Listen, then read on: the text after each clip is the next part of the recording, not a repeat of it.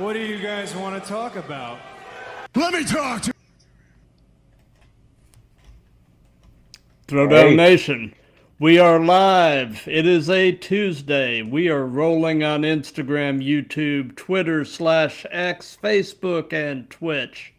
It is episode 198 of the Throwdown, where we celebrate the art and sport of professional wrestling with a strong focus on the indies.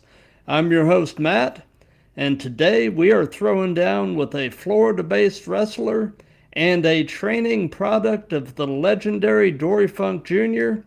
Ladies and gentlemen, I give you long hair, don't care, Jake Powers. How you doing, Jake? Good to be here. Hey, thank you. It's a pleasure.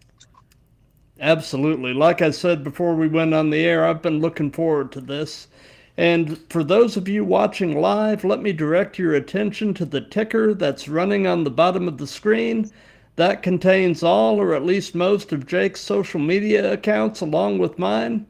So do us a favor, if you aren't a follower or subscriber, take the time and go to each of our platforms and do so. It definitely helps both of us. And yeah, absolutely. The almighty algorithm. Mm-hmm. And any questions or comments that you guys have, just throw them in the chat and we'll either handle them as we go or do a little Q&A at the end. So we'll go ahead and get started with the first and really the most obvious question, the elephant in the room, so to speak, and that is, how long have you been wrestling? I have just hit the 5-year mark. That happened in early January. Nice, nice. So how did you manage to get the opportunity to train with Dory Funk? So actually, that's kind of a funny story. So I have known about the conservatory for a few years. When I was around 16 or 17 in high school, I'd been a fan of wrestling for years at that point, and I was looking to get into the business one way or another. And I saw the school. I watched the clips on YouTube for a good while, and I really wanted to go in, but truthfully, like at the time, did not have the confidence to do it. So I kind of sat on that for a few years, knowing that the school was there, and I eventually moved away for about a year. First year of college wasn't really my thing. I ended up coming back, and I got into a property maintenance gig, and I had done that for a few years, all while getting really into powerlifting. I was getting into shape, but not really having a reason to doing so. And I'd been working this gig for a few years. And there was the sheriff, one of the guys that I worked for. We did his property. And he had this huge memorabilia collection of wrestling. He would have his garage door up, and there'd be the PLC ladders. He'd have a Money in the Bank briefcase, just everything, like everything you could think of as a wrestling nerd you'd want to see. He had it. He had the belts and everything. And I'd see it over and over again. And eventually I just said, hey, like your collection, think it's all really cool. And we ended up going in there talking for good like 45 minutes. Like I was on the clock. I didn't really care. There was a ton of wrestling stuff. I found one of my nerds, right? So we were talking for ages, and he's like, you seem really into this. You're a really fit kid. Like, why have you never considered doing wrestling? And I told him, well, I actually have for a few years. And I'd again kind of began throwing around the thought of maybe contacting the Funks. And I mentioned that, and he goes, oh, well, you won't believe this. He was actually a referee at the Funky Conservatory at that time. Nice. So he kind of saw something in me, and he said, how would you like if I called them right now and gave a word for you? And at that point, it was either say no or say yes. And I chose the yes, and we ended up getting in contact that day. And I made my appointment to finally go over to the school, and I started training the very next day and been going since. Nice, nice. Looking over at the Instagram chat, Devilish Kid Rose has joined, and he says, we love you, Jake, but I hate you, though. Yeah, he does. He knows. Yep.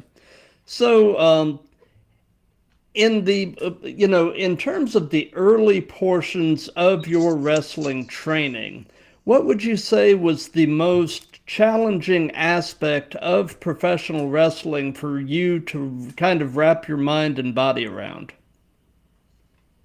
So the first thing that I really struggled with that I picked up on was from my powerlifting background and just pushing weights and forcing things up.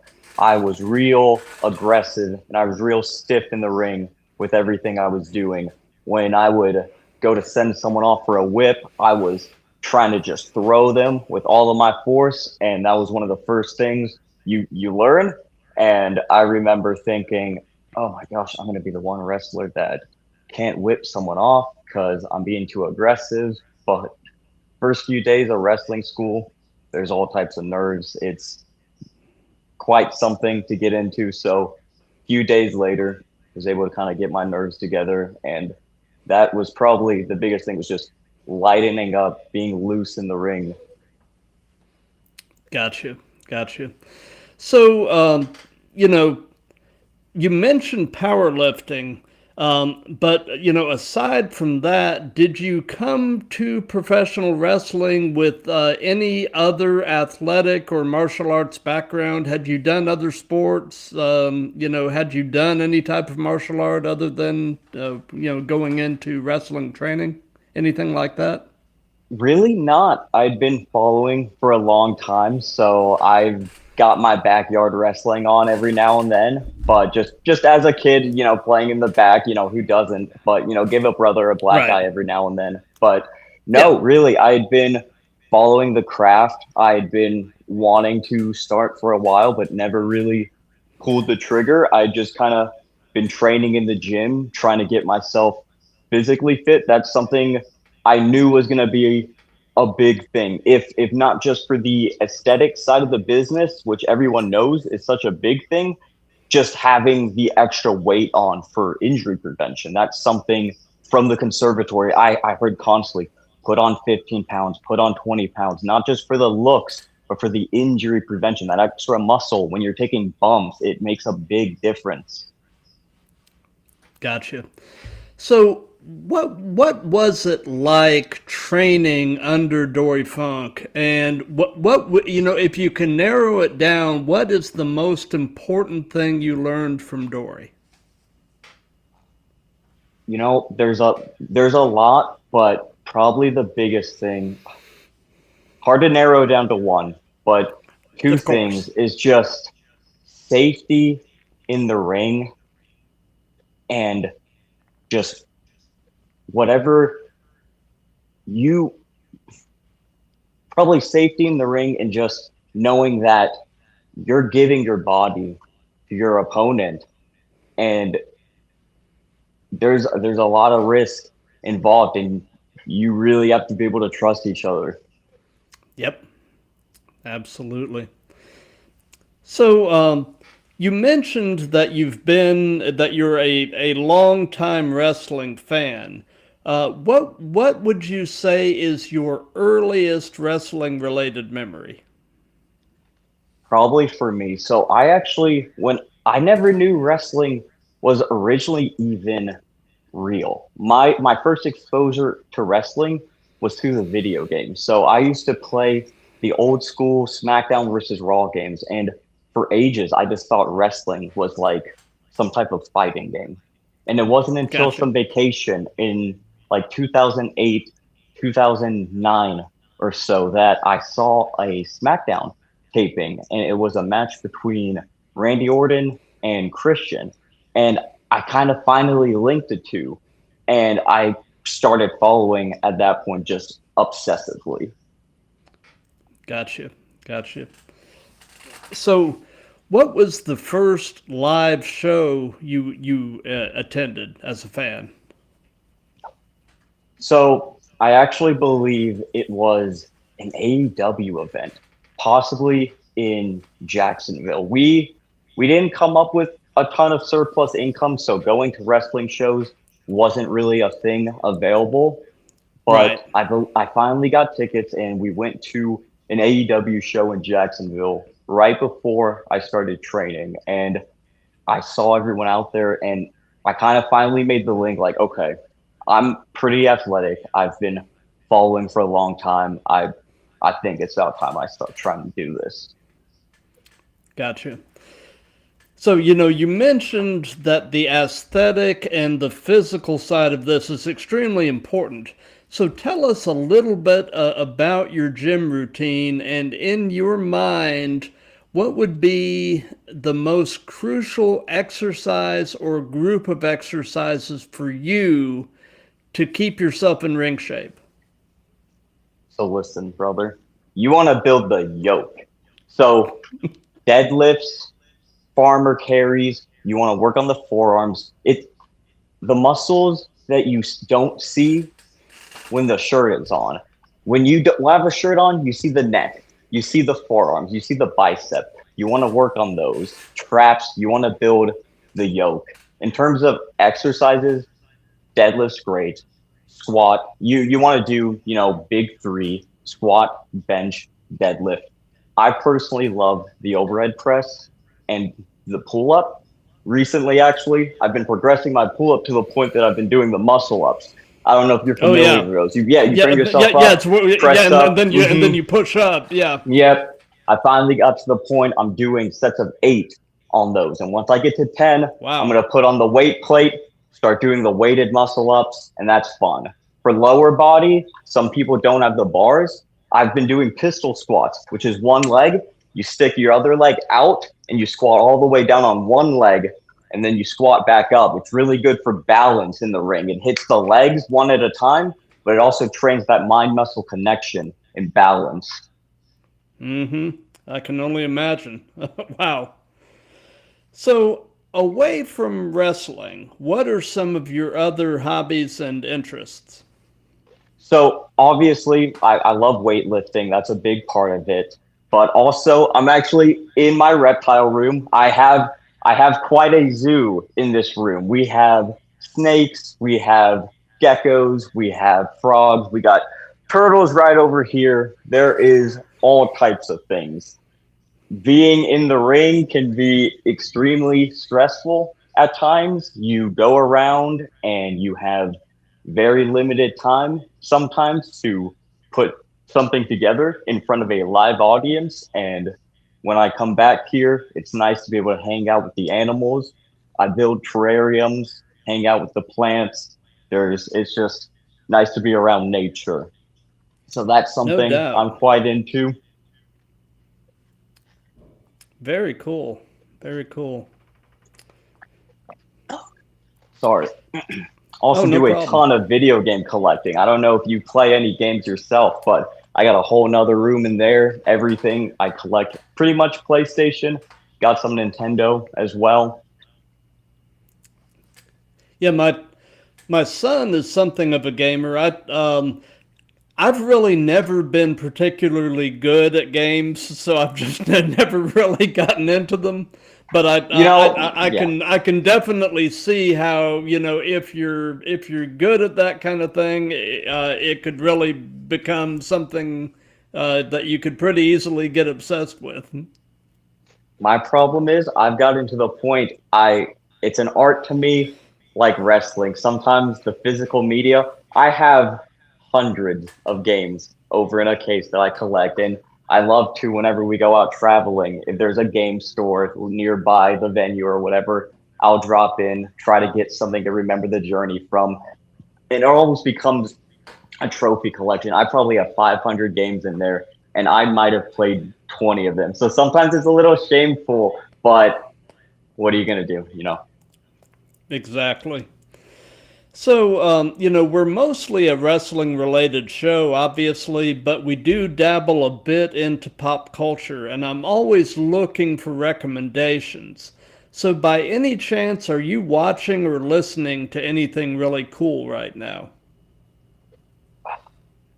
I mean, I've been replaying Red Dead Redemption. I don't know if you've heard of that, but that's a great one. Mm-hmm. That's that Western game, isn't it? That is the Western. Mm-hmm. Yeah, Yeah. Interestingly enough, I fooled around a little bit with that several years ago on my son's Xbox, and I actually kind of dug it, but I just didn't have the time to really devote to. But it's like an open world type of thing, isn't it? Yeah, my partner's dad, he was playing it as well. It's something about the westerns. They get everyone, and I've been replaying it. It's just it's a classic. Nice, nice. So, they say that the best wrestling personas are usually kind of yourself turned up to 1,000, so to speak. So tell us a bit about in-ring Jake Powers and kind of compare and contrast him with everyday you. So really, the Jake Powers for me, the persona really is just me brought up to 11, brought up to 12. Because honestly, in reality, I'm more of a reclusive person. I like to come away, tend to my animals, build my terrariums, take pictures and feed my animals. That's nice to me. But the chaos of a match and getting to a venue and putting something together, that gets me going. So it's the high of that, then kind of being able to come back down and relax here. Gotcha, gotcha. So tell us, if you can sort of harken back to it 5 years ago, tell us about your very first match. And, what was it like? How did it go? What were your thoughts going in, thoughts coming out? Tell us about the very first match. So my first match was actually a tag team match, and it was with two other guys trained by Dory Funk, Nick Jean, and Race Allen. And I remember being extremely nervous, but we got through it. Everything we needed to do was safe. It wasn't a 5-star classic, but not many people's first match is. I believe it's still up on the YouTube. I might have highlights even on my Instagram, but sometimes you go up, you got limited time, you gotta put something together. The biggest things are the fans entertained. Is everyone coming out of it safe? As long as you get that, if people are backstage or happy, that's a job well done to me. Absolutely. And, kind of piggybacking onto that question, if you can narrow it down from, 5 years of doing this, what is your favorite match that you've been a part of? Tell us about that. You know, Honestly, for reasons a lot more than what we did in ring, I recently did a match at House of Champions. It was a WWE ID showcase, and that was something. Honestly, I didn't do too much in the match offensive wise. I didn't get a ton of high spots and a comeback and a ton of false finishes. But what was really special about that was beforehand, there was a Gabe Sapolsky seminar. He's a WWE ID scouting agent. He's a head coach Mm-hmm. over at WWE. And they ran a seminar and they did tryout matches. And I came in from little old Ocala with a bunch of amazing talent over there. I'm sure you see House of Champions. There is Oh, yes. amazing talent over there, seriously. And I Mm-hmm. came in and I'm stepping into this new turf. I had never been at House of Champions before. So you don't know if you can go into the ring and start walking through stuff. You don't want to upset people. So a lot of their guys who have been there clearly were in there doing their stuff, walking through a few things. And I'm like, oh man, like they're moving real good and all of that. And they're also discussing some match stuff. And I'm like, okay, I wonder if some of these guys know about what's going to happen. So we go on to the tryouts, and a lot of these guys, which were House of Champion guys, are having fantastic matches. I'm watching and I'm kind of jaw dropped. I'm like, okay, we have a very basic blueprint of our match. We're kind of just calling things in the ring like, okay, probably won't have anything come from this. I have my match. It's a good match. It's a solid match. And I'm watching all these other matches though, and I'm like, man, I should have done another high spot. I should have gotten my comeback. It was a basic 3-minute tryout match. They usually don't give you a lot more than that. And these guys were going 7-8 minutes with some real nice false finishes and all that. And I'm second guessing myself and all that. They end up picking 4 people from those tryouts. I believe there was 32 people, and of those 4, I was one selected. And it wasn't because I did a ton of spots. It wasn't because I did a ton of flips. It wasn't because of false finishes or anything. It was because I did a ton of selling.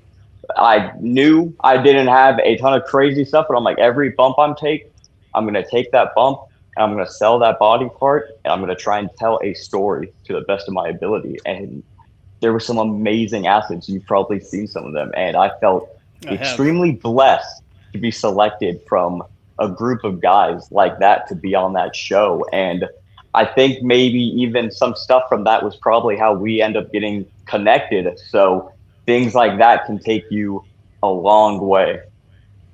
No doubt. And yes, I've actually had a number of people from House of Champions on the show. I actually recently had Jamie Stanley, who's the founder and co-owner, on the show, and actually this past Friday I had Kekoa, who's their head coach, on. Man, House of Champions, they've got something very special going there, and it's a good bunch of people. But I think you gathered that based on your experience there. Yes, certainly. I don't appreciate Jamie Stanley disrespecting me like he did during our matchup, though. Well, one thing Dory Funk always taught me: it's not what you can get from a match, it's what you can give. And that man was not very giving in that moment to me, and I don't appreciate that very much. Yep. I can only imagine. No, but there is, Jamie, he's a great coach there, and they have amazing talent. So that was something that felt very special to be selected from that. And that's something along many things that I hold very dear to me. No doubt. So, over the time you've been doing this, I'm presuming that you've worked both sides of the aisle, so to speak. And do you have a preference yourself between working heel or baby? Probably baby face, honestly. And I feel like the easy question is heel, and I did want to say heel initially, but I find based off of my style, which is typically a little bit more flashy, and what I tend to wear as well, just kind of has always naturally lended me towards that. And I'm not a massive guy. A lot of the time I'm working a David versus Goliath type match, and I like to tell a realistic story. So it really doesn't make that much sense if the big guy is constantly up. Obviously, you can cheat and you can find a body part, and there's ways to do it. But a lot of the time, when I'm told what story, because a lot of times it also isn't your choice. When you go to certain places, they might want something from you. And if you're trying to do good business, you say, yes, sir, I'll be babyface, or yes, sir, I'll be heel. And you do that to the best of your ability. So I've been across a few states, and sometimes people look at me and think he's a smaller guy. He should be a babyface and fight for that sympathy. But then other times they want me to, cheat from behind. They want me to kind of be a bit douchey, long hair, don't care, and be that type of heel persona. So it really depends on what they're looking for. Wherever I go, I'm willing to do whatever that is they ask of me. So really comes down to the promoter, but I think I lean more towards babyface naturally. Gotcha. Brianna Franklin, who's a previous guest on the show and is now actually a trainee at House of Champions, just was commenting that she was there working that showcase show and that it was amazing. So It was a great one. It really was.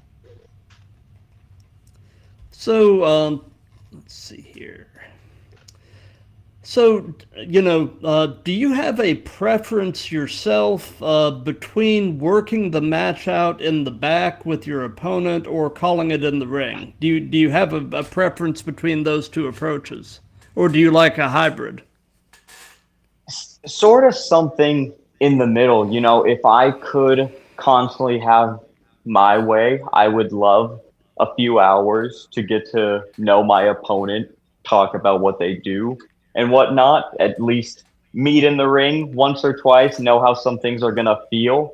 But other times, a plane is late or there's a car crash or something. And that's where I go back to basics, which is why I'm extremely blessed to have been come up from Dory Funk Jr. and trained there and been a trainer there, because there's one thing I can go back on, and that is landing safely, taking basic bumps. You can do a suplex, you can do a body slam, you can do an arm wringer and work the arm, you can do a double leg takedown. And that is one thing that honestly, some places in the indies you don't see that much of. There's been a few times, Right. and I'm not going to go around and name promotions, but you go somewhere and you meet someone and maybe they come a little late and you're talking about your match and you ask them, yeah, block up, do an arm wringer. And they're asking you what an arm wringer is. And you're like, oh, okay. But no matter how much time I'm given, I know because of my training, we can go back, we can do basics, we can do man in the middle drills. You can work a whole match with a headlock. So I would love to have a couple hours, but reality is sometimes it doesn't happen. But that's where you can really work some magic if you get creative with it. The art of calling it in the ring is really great once it clicks. And I'm not going to sit here and say I'm a master of calling it in the ring, but I had the few instances that you have a few things and you have maybe the outline of a story you would like to tell, and you have a bunch of fillers, and you just go out there and you do it and you listen. And I've been in a chin lock and I've been listening to the reaction. I'm like, hey, they like when we do stuff, so let's Yep. pick up the pace.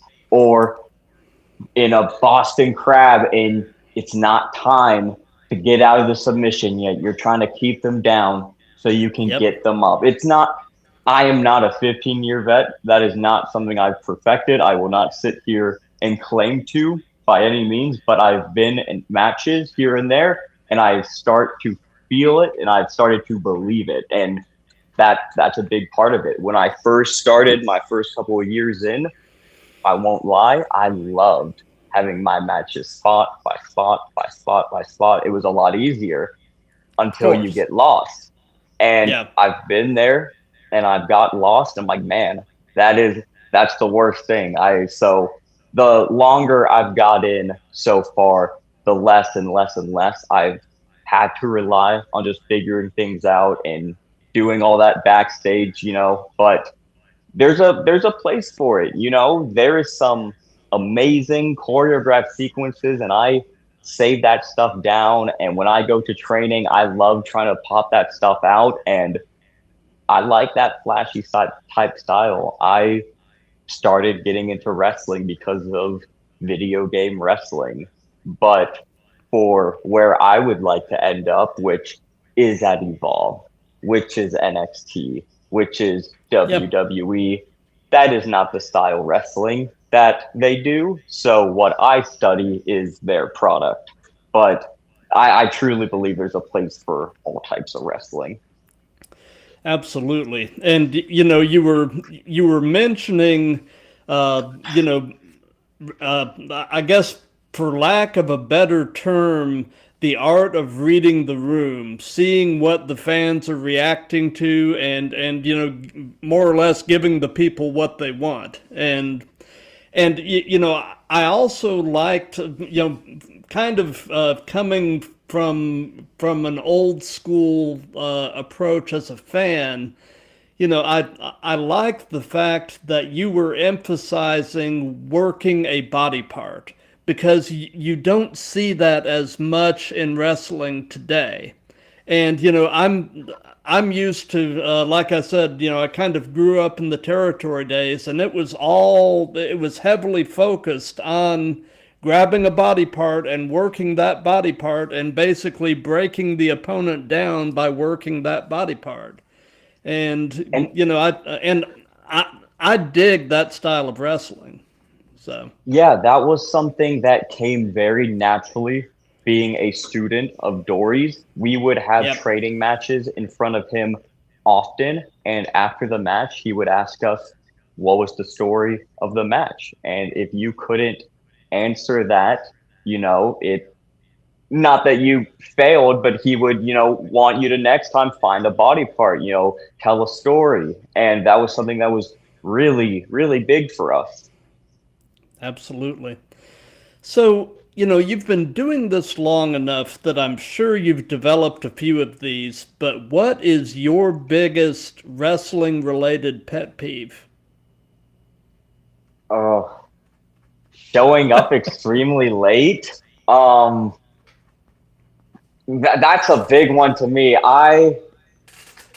Dory always taught us that being on time is being an hour early. And I owe some of my biggest opportunities and successes not to my God given ability or my size or anything, but being on time, not just being on time, being early. Because Yep. when I show up to an NWA power taping, I am not signed to their roster. I am not one of the main people they use. I've had some extra work on and off, but how you let them know you are there, maybe I shouldn't be telling everyone this, but you show up when the production gets there and you let them know you're there. There is Yep. pre-production meetings to the main production meetings. And if there is people from pre-production that like you and know you're there because they saw you there first before everyone, they will remember that and they might mention your name when they're bringing up those matches. So it is very important to show that you are willing to give because there's a lot of money on the line. Oh, for sure. For sure. So, if you could only be one of these, would you rather be great in the ring or great on the mic, and why? Man, ooh, that's a good question. I guess I would have to say great in the ring, and my answer why would be once that bell rings, a lot of the times I feel like it's probably harder to hide someone being absolutely horrible in the ring than if you just get a mouthpiece. I would assume that's that's the way I personally feel about that. I mean, I feel like we've seen our cases of that throughout the eras of maybe not someone the best on the mic or maybe someone that can't even speak English. So yeah, probably in ring. Gotcha. So, what would be your all-time favorite match as a fan? Do you have a match that's like comfort food? You just find yourself kind of circling back to it and rewatching it, and it never really gets old. Do you have such a match? Some people absolutely hate this match of theirs from the time and said it wasn't one of their best, but I still love the Shawn Michaels Bret Hart Iron Man match. That one I constantly find myself watching. And some people from the time say it didn't age as well as some of their others. I don't know. I've loved it, and I've been a Shawn guy, a Bret guy for my entire life. I really loved them when I started watching the older stuff. So for me, It's both of them. It's 60 minutes. I could never get enough of that. I constantly find myself rewatching it. Gotcha. So piggybacking onto that question, do you have an all-time favorite promo as a fan?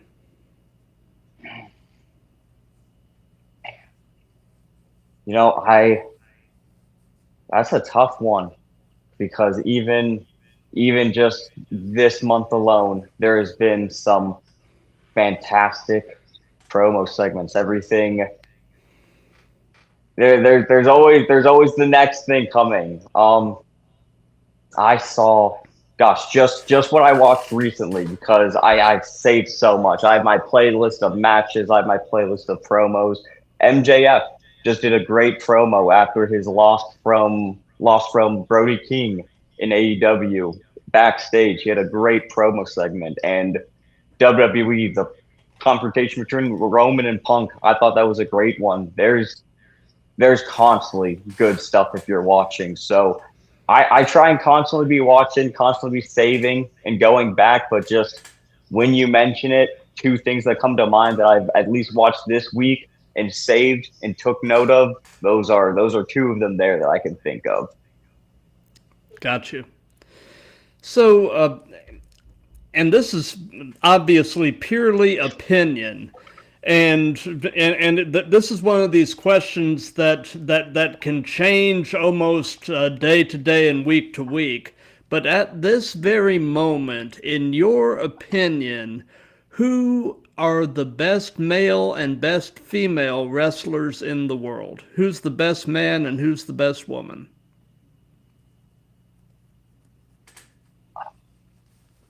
Man, on the AEW side, from what I've been watching, I gotta give it to MJF. I really enjoy everything I've been seeing from him. Evolve side, Jackson Drake, Evolve champion. He's been absolutely killing it. Those are Sean Legacy, NXT as well. Oh yeah. Jackson Drake also just got signed to NXT. Those are two guys that were on the show that I was on, the WWE ID House of Champions. Ricky Smokes. I'm blanking on his tag team name, but they are fantastic, talented guys, and they just got signed. Yeah. Sean Legacy was actually an early guest on the Throwdown. He was I think he was on like episode 8. And man, I have been so proud of seeing that guy's career blow up the way it has. I mean, he has an incredible work ethic. And just to see the hard work paying off for him just does my heart good. They are a few guys that I really try to follow the trajectory. I watch what they do with a keen eye. I don't know if Sean Legacy was there, but I met Jackson Drake a couple times up in PWF doing some work in the Carolinas with them. And the way he conducted himself then, the stuff they were putting on, I knew he was going to be something. So to see that happen is just really inspirational, honestly. Just seeing these people go out, do great work, and see that payoff, and just know that there is a path for people like us if you just do consistent good work, go to these places, get these eyes on you, and know that WWE, they're looking for people. These ID scouts, they got jobs for a reason. They are trying to make the next generation. And I have been, honestly, I got a buddy. He has a ring. I have a few friends that are all trained wrestlers. A lot of us are from the conservatory, but the conservatory closed about a year and a half ago now. So since then, I've been kind of just independently training over there, meet up with a few guys, a few days a week. We train. That was one of the first times, besides just independent bookings, that I have gone out and done anything for other schools. And it was just really promising. And the seminar, they are constantly doing that. Before that seminar, I did a webinar. There was surprisingly only 18 people in that webinar, sorry. But Gabe Sapolsky was just giving out golden tidbits for free. Well, not for free. It was $50, but it was just giving it out. It was well worth it. So if you are a independent wrestler and you are trying to get better and you can't afford the thousands of dollars that sometimes a very high quality school is, there is things for you if you are looking for knowledge and great minds. I found the webinar, did that, wrote everything down, took my notes, and then a month from then, they were doing the seminar. So I did the webinar. I took my notes. For the next month, I practiced in ring what I knew Gabe was looking for. And when I went to that seminar, I made sure to implement those things. And he had a note here and there, things to improve on. But the things that he wanted me to improve on were not the things that I initially heard in the webinar, because I knew what he was looking for and I had been practicing it. So honestly, I forget where the question was now, but hope that helped with something. Absolutely. And looking over at the Instagram chat, we've got a bunch of people coming through. We've got Renee Bickett, Adam Bickett, Julia Marie Ramirez, Dookie Shoes 2989, and Nazrat 87JD hanging out with us tonight. So Popular man. And this can be present day or past. Who would be a dream opponent? Who would Jake Powers love to have the opportunity to get in the ring with?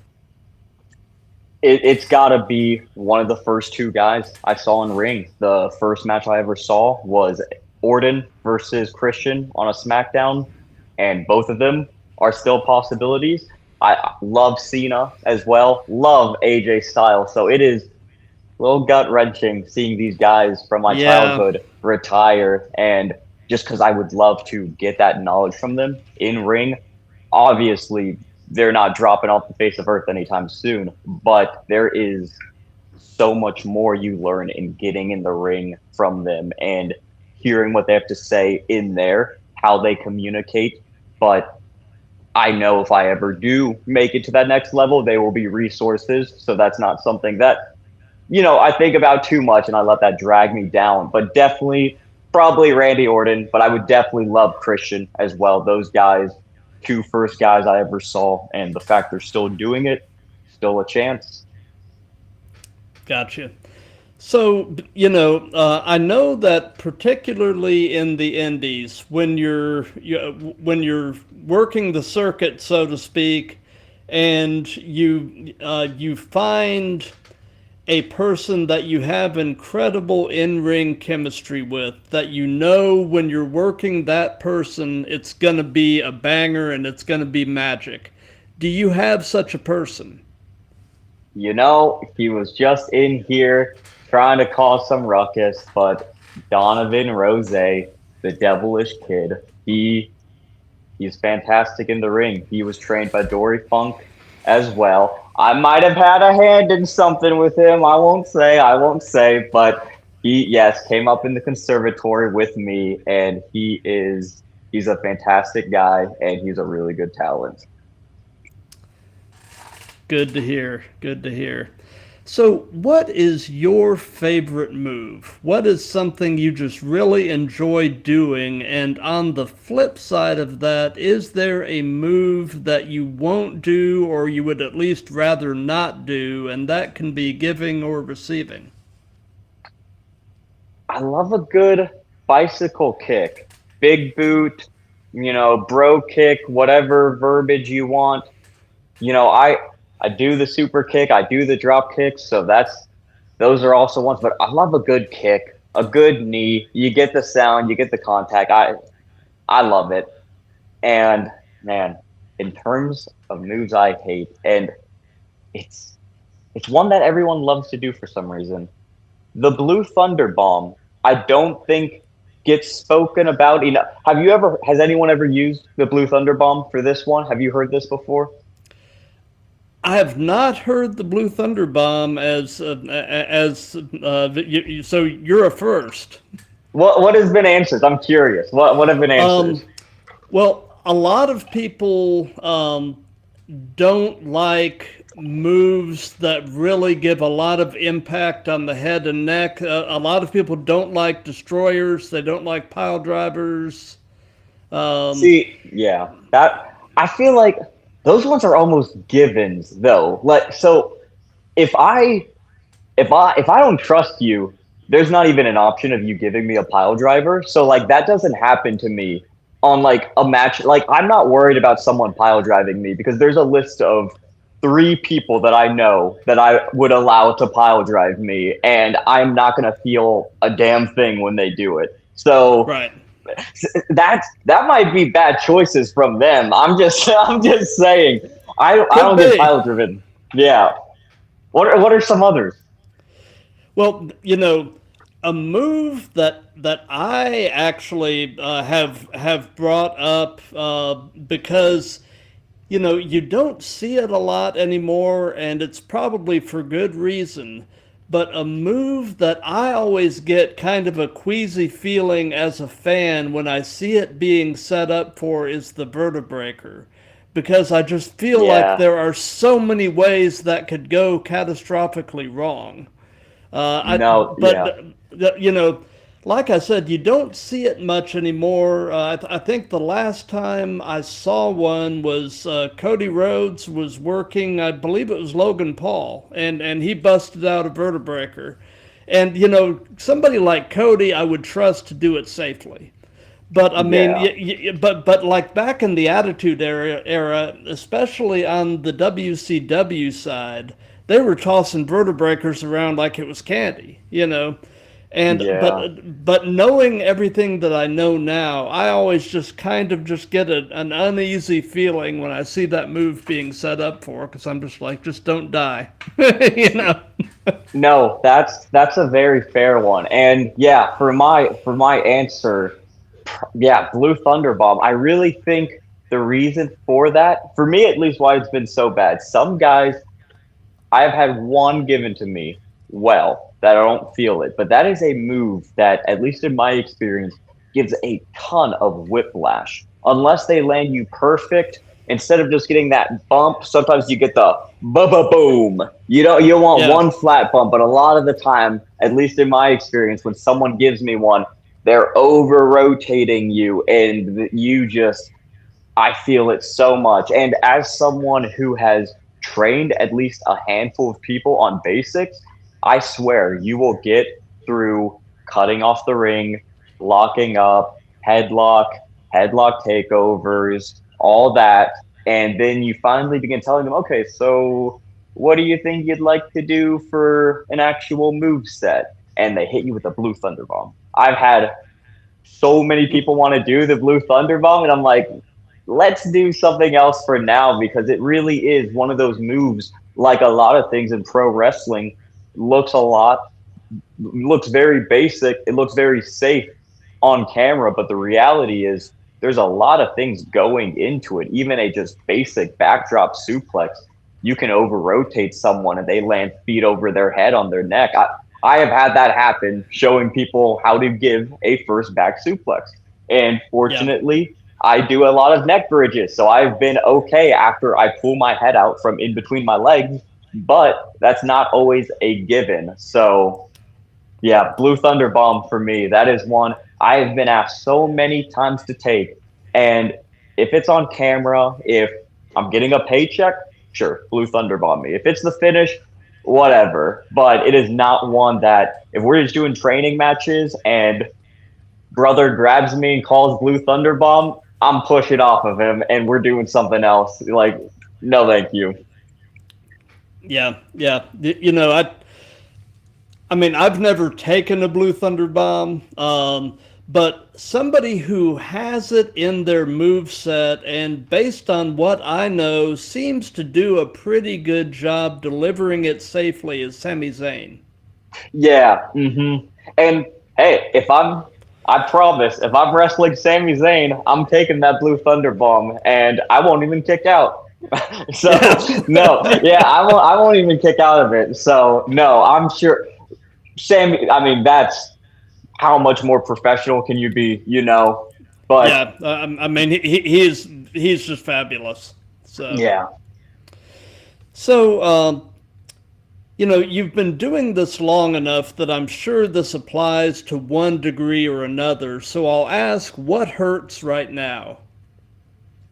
you know, surprisingly, and I think it goes back to some of the things I was saying, and I'll reiterate, nothing really hurts right now. And the things that do hurt me are from the fact that I just, worked outside for 9 hours and my workout from the day before. But I knew that eventually wrestling was something at one point it was a pipe dream, but I was approaching that pipe dream. So I was training constantly. I'm not the biggest guy, but I'm pretty much less like 9-10% body fat. I'm mostly muscle, and that protects you a lot when you are taking these bumps.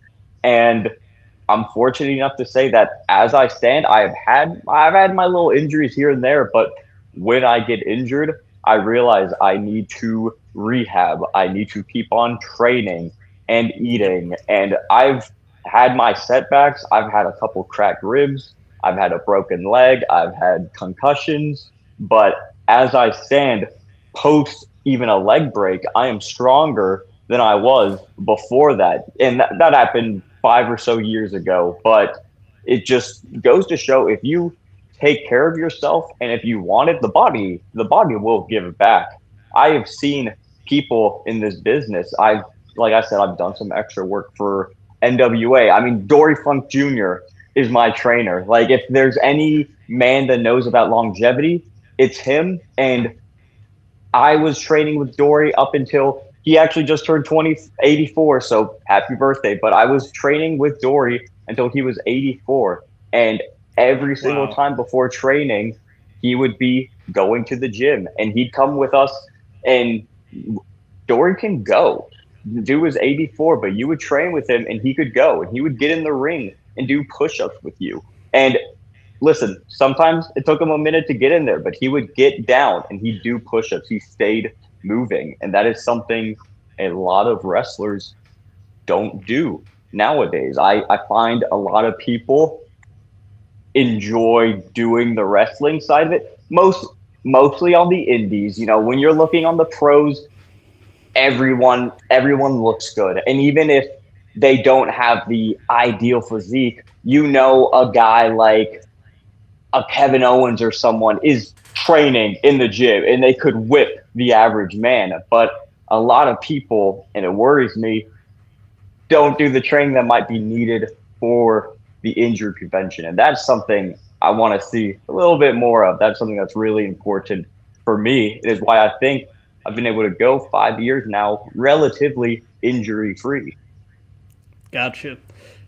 Well, that's actually kind of a perfect segue to the next topic, and that is, what is the worst bump you have taken?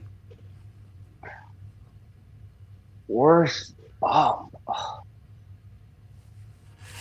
Honestly, some of those back suplexes and oh no, okay. I've had some bad back suplexes that I end up feet over my head, but my worst bump, and this one's completely on me. So it's one of those things. If you pitch a spot and something goes your way, I mean, there's nothing you can do but blame yourself. So one of my debut matches up in North Carolina for PWF, I was involved in a triple threat. And this was before it started getting popular again. So I think someone saw it and they started pitching it around. But I pitched the triple German spot. I was watching some old tape and it was Kurt Angle, Orton, and Rey Mysterio. They did the triple German. And I Yeah. hadn't been seeing it go around. And I was like, guys, let's do the triple German. And they're like, okay, but who's going to be the guy going over everyone? I'm like, me, of course. I'm the guy pitching it. And it's one of those things like we were talking about. Sometimes you don't get a ton of time to meet before. And we did not practice the triple German suplex because why would you anyways? I just said, I'll go tuck my chin, brother, Yeah. And hit that triple German suplex probably halfway through the match, and bell just rung. I have no idea where I'm at. And of course, ref comes give me the Iggy, and I can't even process that I'm like completely out. So I'm like, yeah, I'm good. I give him the squeeze back, and I'm just lying there now during this triple threat because I'm like, man, what is the next spot? And why is this room just spinning around me? And I look up, and one of the guys was Kurt Robinson. I'm forgetting. Billy Brash was the other guy. Billy Brash, if you ever see this, I love you. You got an awesome cutter. But yeah, I look up, and Billy Brash is lying there as well, and he says, "Get into the fucking corner." And I'm like, "Oh, okay. I'm in a wrestling match."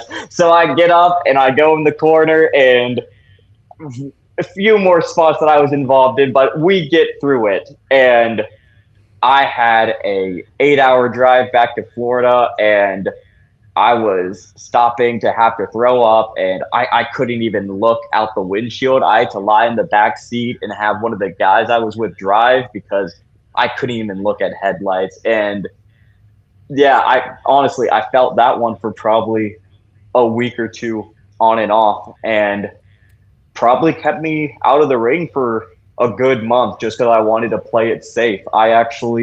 Yeah.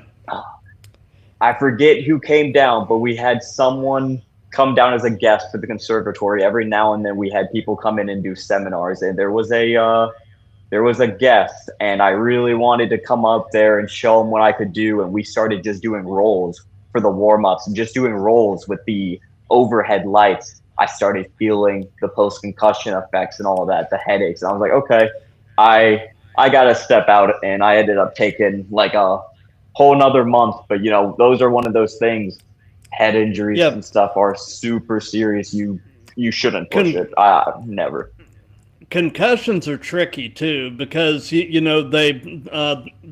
say that once you've had one, you're more susceptible to having more in the future, and that the effects can kind of be cumulative. And we're seeing right now what's happened with Adam Cole. Yeah. I mean, it's a shame, I mean, hopefully he can make a recovery, but I don't know. I mean, I'm glad to see that he's prioritizing his health though.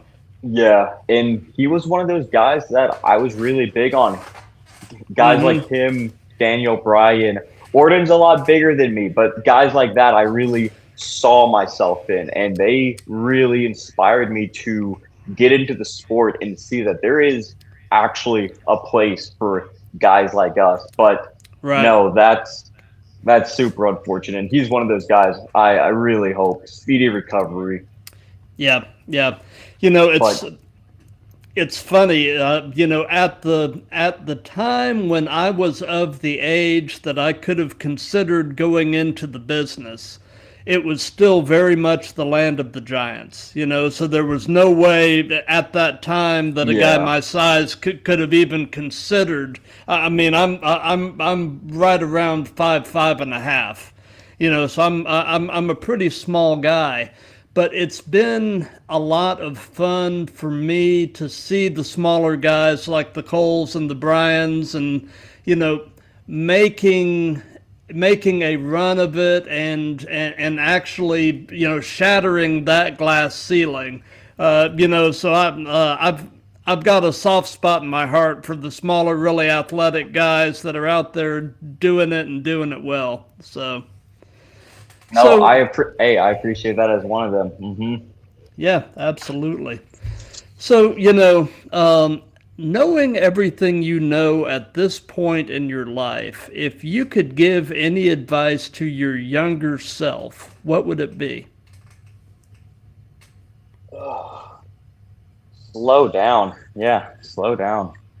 You hear it a lot in this business, but slow down also just take things in, because you don't realize how quickly, if you're coming up trying to train and just get into the business. I was constantly clashing with some of my guys in my class. We're all trying to be the top of the class for whatever that means, you know, fighting over opportunities when really we all probably should have been bringing each other up, which happens when you're on the road with each other, which was the case for a lot of us. There was four of us, and we were all kind of the tops of the class, and we were constantly traveling to these places we were getting to opportunities for together, and we all kind of become bitter. But I would really just wish I would have slowed down, taken the moment, and realized, like, hey, once these are done, like,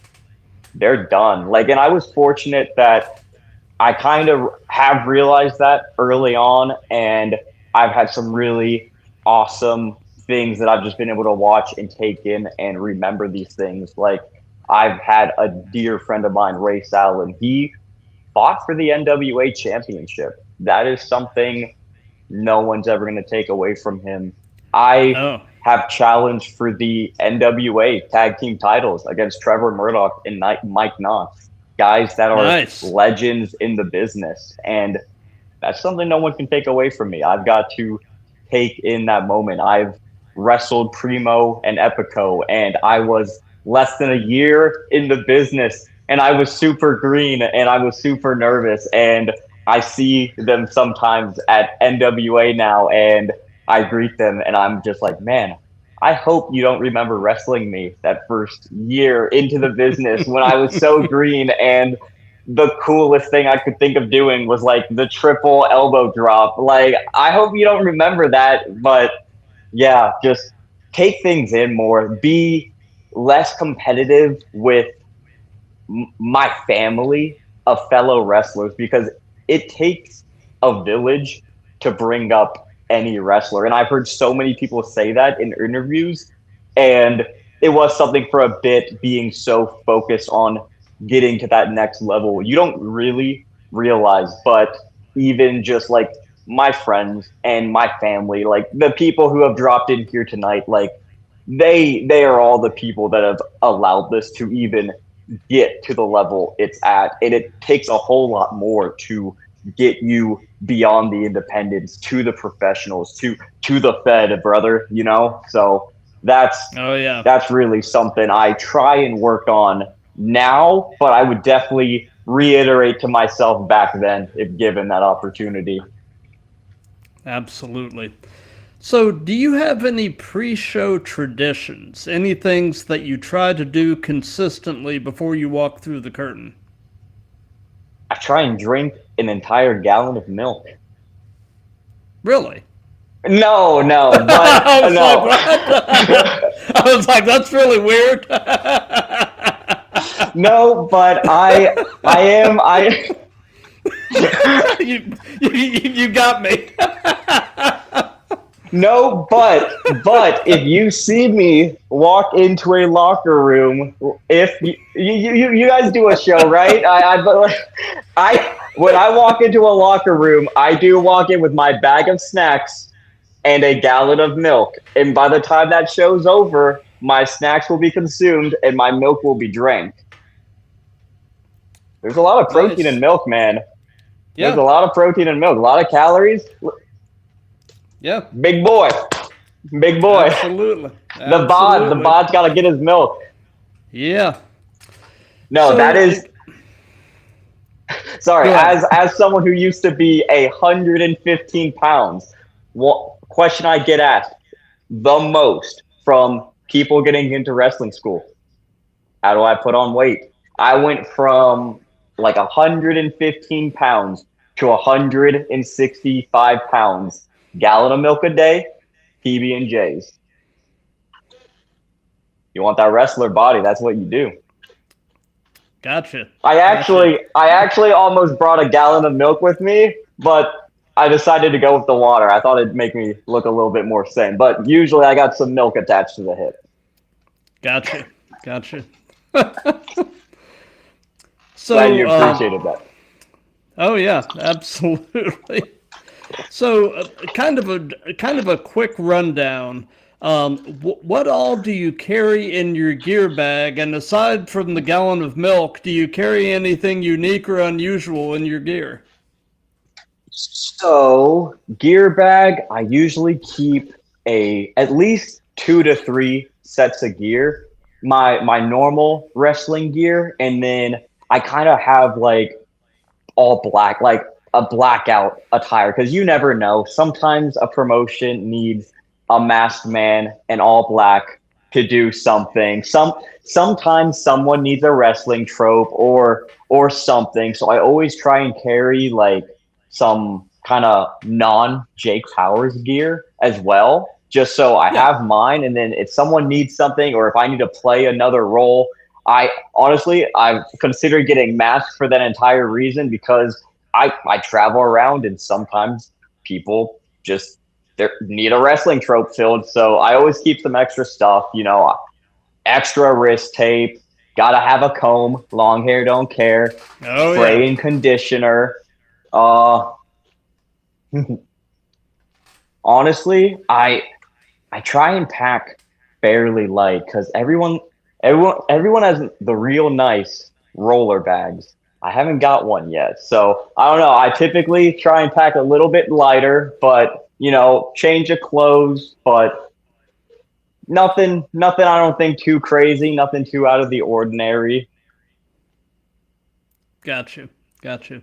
Well, something that we've done in all of these that's just been kind of fun is we've let the current guest pose a question for the next guest. And my previous guest, actually, it was this past Sunday. I actually had to pre-record episode 200 because I had a particular guest that I wanted, which was actually the guest from episode 1. I had him back for episode 200, Oh wow! and it's actually an Augusta, Georgia-based wrestler, promoter, and trainer by the name of Cowboy James Hunter. And the question that he posed is how many times a week, and you kind of touched on this a little bit, but how many times a week do you train? So yeah, in terms of in ring, if I can do 2 to 3. Honestly, it usually ends up being 2 good sessions, and then I'll try and train in the gym 5 days a week. And that's with not having access to a school and just going to the ring when I can.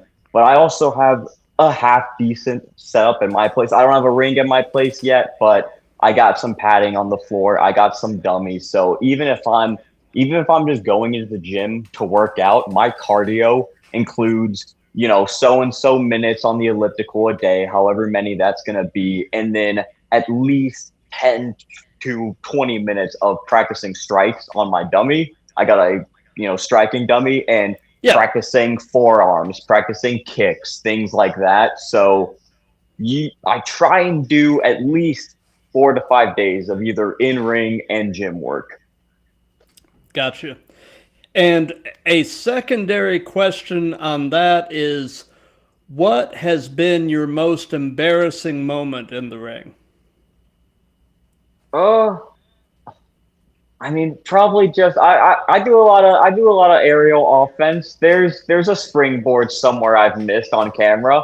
I couldn't pinpoint the match because it's definitely one I've thrown out. But Yeah, yeah, I've done enough springboards. I've had loose ropes, and I see it in my mind's eye right now. I have fallen off a rope before. I know it's on camera somewhere in the panels of history. So fortunately, that happens. I think oh everyone yeah, kind of knows it's the high risk district for a reason. So shake it off. There's a lot worse things I feel like we've all seen. So oh for honestly, yeah, sure, just a little rope trip. So not too for bad. sure, There's probably room for a absolutely. lot more. Oh yeah. So, since this is part of a series, do you have a question you would like to ask to the next guest? Yeah, let me think. Do I want to go wrestling or do I just want to throw a crazy one out?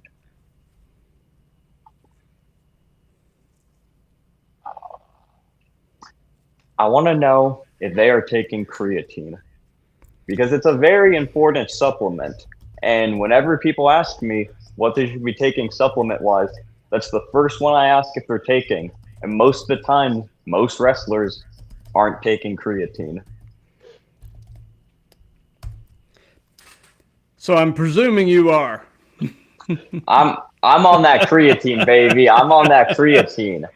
And I'll tell you why. It goes back to what I was Okay. talking about, not just the aesthetics of the business, but injury prevention. So I'm not about to give us a science crash course, but Right. creatine. You take creatine and it gets stored in the muscles as ATP. ATP is muscle energy pretty much. When you're working out or you're doing cardio, it uses that up. So you take your creatine and you make sure you're drinking plenty of water as I've been sipping on and it fills up your muscles. The creatine actually brings water to the muscles. So you do that for a few months and you keep up taking it daily after that your body will get nice and loaded up with creatine and you'll have nice and full muscles and you'll look great on camera. Tan up, oil up, take your creatine, you all look like superstars. Got you. Wise words, good advice. So we're pretty much at the end of things now. So do you have any upcoming shows or anything at all that you'd like to give some hype to?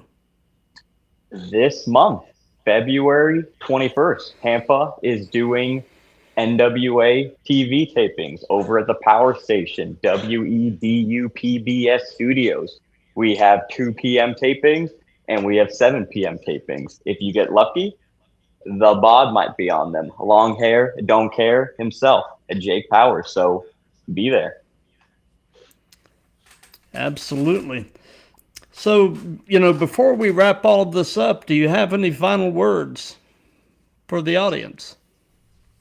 Well, whoever dropped in today, thank you guys for being here. I appreciate it. Like I was saying, things like this is why this happens.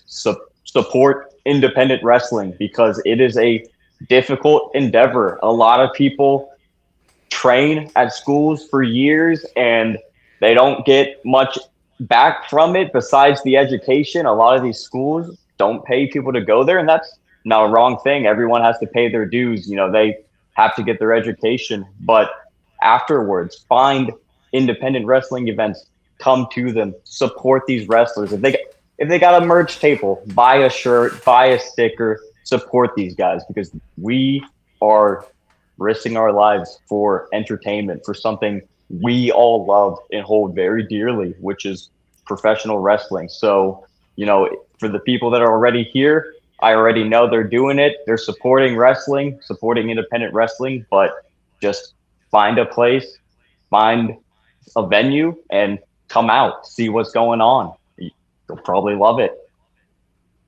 Absolutely. And as far as what we've got coming up on the Throwdown, this Friday, Friday the 13th, actually, 7 p.m. Eastern, episode 199. And our guest is a British Columbia in Canada based wrestler, always ready, Leon Lacombo. And he actually recently took part in a 5-day WWE tryout camp, and I'm interested to hear how that went and basically find out what that experience was like for him. And he's had some really interesting experiences in the business. So this is definitely one that I'm pretty excited about. And before we go off the air, man, Jake, thank you for your time. This has been an absolute pleasure. You are a cerebral guy, and I really dig that. This this show has just been so much fun, and this episode in particular has been a blast. Nerding out about this stuff with like-minded people is just the best thing in the world. So No, thank you. for sure. And whether it be cerebral or scatterbrain, we get there eventually. And I almost feel like I asked the wrong question because that dude definitely takes his creatine. But if he's not, hey, maybe I just unlocked 10, 15 pounds of muscle for him. So who knows? Who knows? Yeah. Hey. Yep. Well, hey, for those of you that have been watching this live, thank you. For those of you that'll be seeing this on replays and such, thank you for that. If you like what we've got going here, definitely do the old like, comment, share, and subscribe. And until this Friday at 7 p.m. with Leon Locombo, be good to each other, love each other, and let's keep throwing down.